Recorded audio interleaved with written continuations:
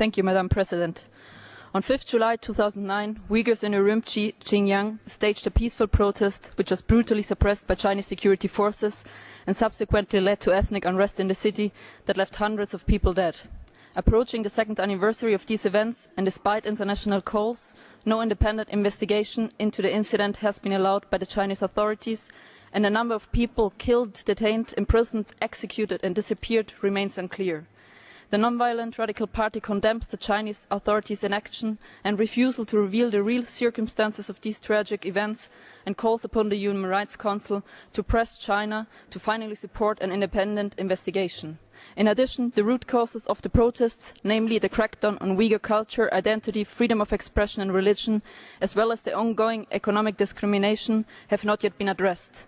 While the Chinese government intends to prevent social and ethnic tensions in the region through vast but wrongly implemented economic development programs and increased security measures, the self-imposed goal of achieving long-term stability in Xinjiang is far from being reached. However, as long as the Chinese government keeps hiding behind a false rhetoric of social harmony and ignoring the real problems and challenges in the country, the situation in China will remain tense and unavoidably lead to new social tensions as seen recently in Inner Mongolia.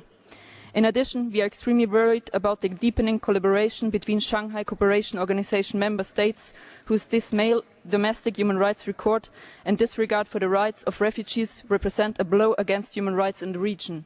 On 30 May 2011, the Uyghur refugee Ersin Israel was extradited from Kazakhstan to China. Only 10 days later, Kazakhstan again violated its international human rights obligations by extraditing at least 28 ethnic Uzbeks to Uzbekistan.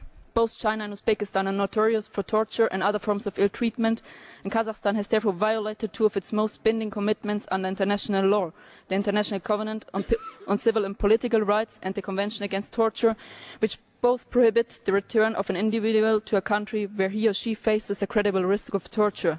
Since their extradition, their whereabouts, legal status and well-being are unknown.